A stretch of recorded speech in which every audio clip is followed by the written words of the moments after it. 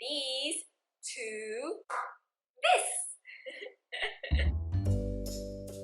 Hey everyone, welcome back to my sewing and DIY channel.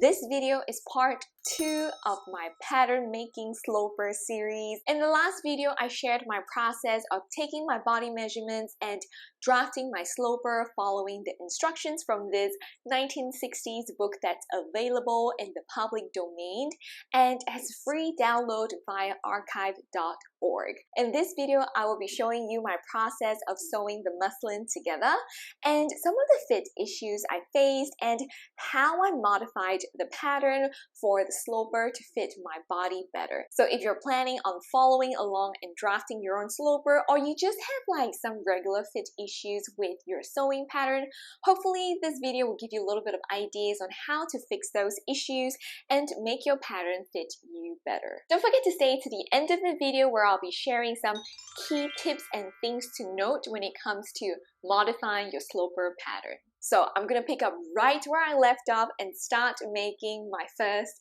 muslin. After drafting the sloper following the instructions from the vintage pattern drafting book, I went on to cut the pattern out with a cotton muslin fabric. The sloper is drafted without seam allowance, so I added 3/8 of an inch seam allowance when tracing and cutting the muslin fabric with my paper pattern. I know some dressmakers like to use 5/8 of an inch seam allowance instead, and that gives a little bit more room for changes if there's any that's needed, so do take that into consideration when deciding how much seam allowance you want to add to your muslin. After cutting out the bodice front and placing the muslin against my fabric, I already knew that I had to make the front neck opening bigger, so I made the change even before I started sewing the muslin together. So widening the front neck opening means taking a bit of width away from the front shoulder. That means I had to take away the same amount of width from the back shoulder seam as well. I decided to take the width away from the shoulder point here rather than the point next to the neck, and this is purely just based on experience and my gut feel, just judging from the way the pattern looks to me. Like, I could tell it was gonna fit okay where the neck is, but it's gonna kind of like go beyond the end of my shoulders, if that makes sense. You will also notice that I've used red thread to sew along the neckline, the armhole line, and the waistline, meaning along the seams where, a skirt, sleeves, and a collar would attach to the bodice. I did this so it would be easier for me to kind of visually check the fit of the muslin. Then I trimmed the seam allowance off along the armholes, the neckline, and the waistline to about 1/8 to 1/4 inch.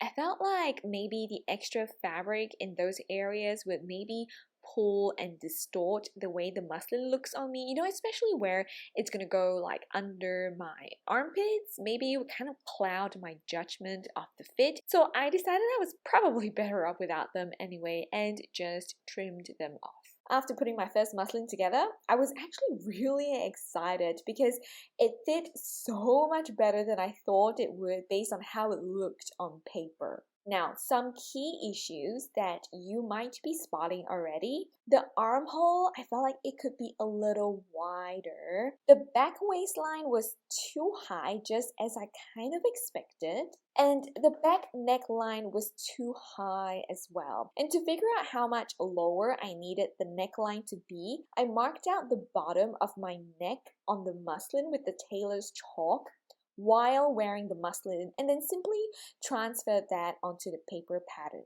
There was also this horizontal excess bit of fabric here, but I thought maybe taking the waist out would help. So I unpicked the stitches for the front waist dart just to see what would happen, and it did look like it would smoothen out the excess across my chest. And since the waist was too small for me anyway, I adjusted the sloper by reducing the width of the dart. And just to be clear, the length of these two little sections multiplied by 2, for both the left and right sides of the front, is the amount I needed to add to the pattern for it to actually fit my waist measurement. And here is how the second muslin looks. So the weird horizontal excess bit of fabric has now moved to my tummy, and I felt like the armhole could be made just a little bit wider again, and the back waistline could be made just a little bit lower again. And this time I also noticed the side seam kind of sloping towards the front rather than going straight down vertically. So to fix the weird sloping side seam, I adjusted the side seam angle by kind of shifting the line of the side seam like this. So to do that with the paper pattern that I've already cut out, I added a little wedge like this to the front, and then I took away the same amount of wedge from the back bodice piece.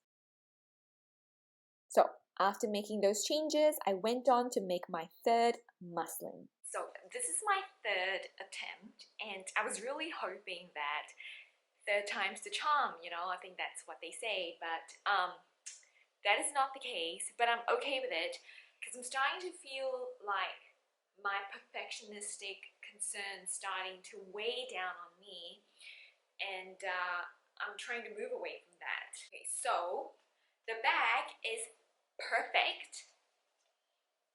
The waist fits. I fixed the weird side seam.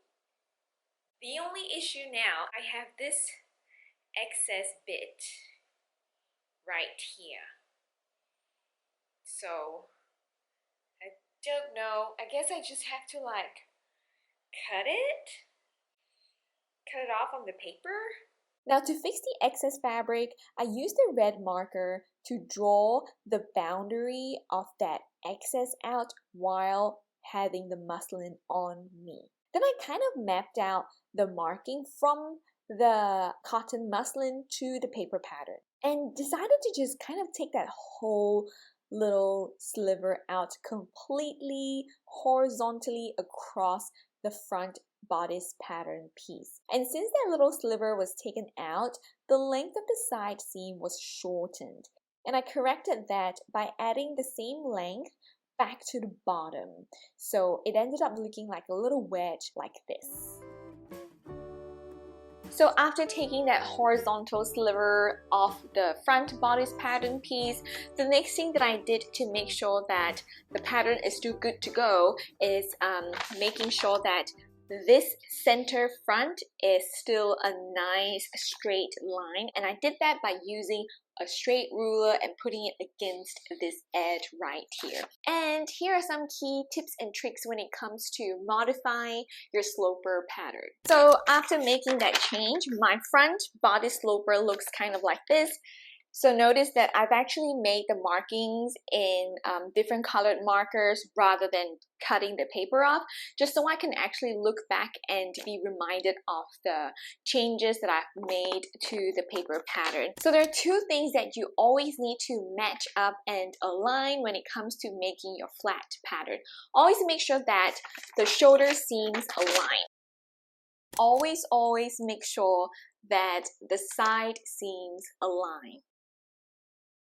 This one is a little personal. You have to let go of the idea that there is a quote-unquote perfect fit.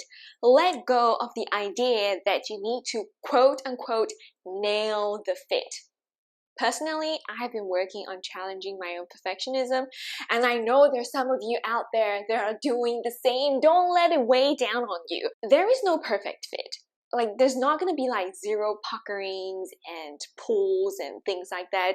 I mean, think about it. When are you actually ever going to make a skin-tight garment like this?